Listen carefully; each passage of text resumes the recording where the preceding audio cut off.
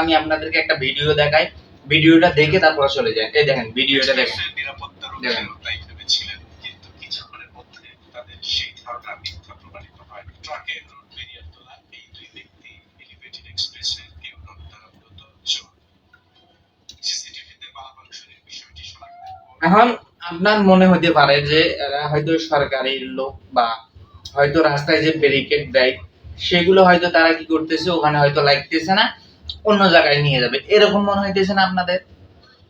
বাংলাদেশে যে কতটা মানে সোর্স বাড়ে গেছে, মানে কোটি কোটি টাকা তো মারতেছে, কোটি কোটি টাকা মারতেছে, গরিব মানুষের রক্ত চুষে খাইতেছে, তারপরেও এদের মানে মানে শান্তি হয় না, তারপরেও এদের শান্তি হয় না। রাস্তায় ব্যারিকেড দেয় যে প্লাস্টিকের কতগুলা বেড়া, এইগুলাও চুরি করে নিয়ে চলে যাইতেছে। মানে বাংলাদেশটা কত বড় একটা দুর্নীতি অবস্থায় চলে গেছে আপনাদের বলে বোঝানো যাবে না। সাধারণ রাস্তার প্লাস্টিকের এই চোরগুলারে আপনাদের দেখাইতেছে তারা, চোরগুলা এই এই দেখেন, দেখছেন চোরগুলা, পুলিশে ধরে ফেলাইছে। এই কত সুন্দর, মানে এত সুন্দর মানুষ, ভদ্র মানুষ, এই ভদ্রগুলা মানুষগুলা কি করছে, রাস্তায় রাস্তায় পুলিশ বক্সে থাকে, পুলিশ বক্সে হয়তো গাড়ি লাইসেন্স টাইসেন্স দেখার জন্য বা কোনো রাস্তার কাজ করার জন্য হয়তো ব্যারিকেড দেয় যে এই দিক দিয়ে যেন গাড়ি না যায়। এরা কি করছে, সুন্দর করে নিজের মনে করে এরা কি করছে, ট্রাক একটা আইনে সবগুলা গাড়িতে উঠাইতেছে।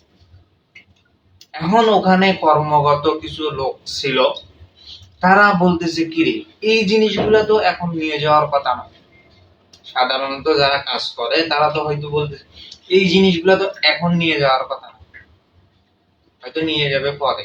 তো এরা কি, তো এক পর্যায়ে পুলিশকে ফোন দেওয়ার পরে পুলিশ বলে না এই জিনিসটা তো এখন যাওয়ার কথা নেই, সঙ্গে সঙ্গে পুলিশ এসে তাদেরকে হাতে নাতে।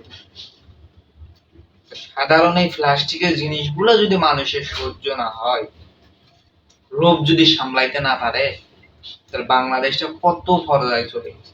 তাহলে লাখ লাখ কোটি কোটি টাকা বিদেশে পাচার হইতেছে, কেন হবে না বলেন? এই উপর লেভেল থেকে শুরু করে লো লেভেল পর্যন্ত খালি সবাই আছে চুরির ধান্দা, সুযোগ পাইলেই চুরি করে, সুযোগ পাইলেই চুরি, মানে দেশটাকে তারা কি করছে, হরনুট ভাবছে, হরনুট। ওই ঝড় আইসিলে মানুষ যেমন আম কুড়ায়, এরকম হয়ে গেছে দেশটা, যে ঝড় আসতেছে কখন, আম কুড়াবো কখন, মানে ঝড় আসলে তো কেউ বাধা দেওয়ার নাই। একটা গৃহস্থর বাগান আছে, যে গৃহস্থর বাগানে যে আম পড়বে, ঝড় আসলে তো গৃহস্থ থাকবে না, ঝড় আসলেই যার যার মন মতো আম কুড়াবে। এই হয়েছে বাংলাদেশ, ঝড় আইব চুরি করবো, ঝড় আইব চুরি করবো, সুযোগ পাইব মাত্র চুরি করবো, কি বাংলাদেশ।